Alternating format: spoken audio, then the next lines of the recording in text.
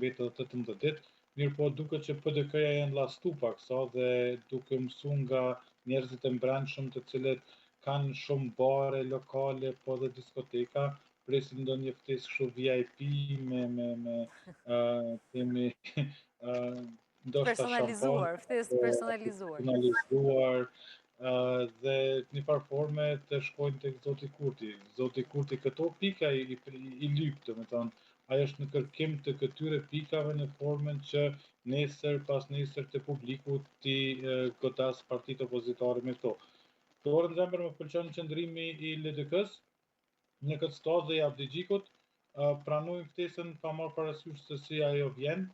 ulen,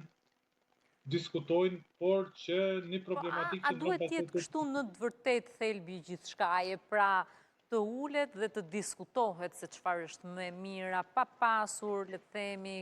këto maja për të kapur, nëse duhet jetë në këtë formë, ftesa e sjell, nëse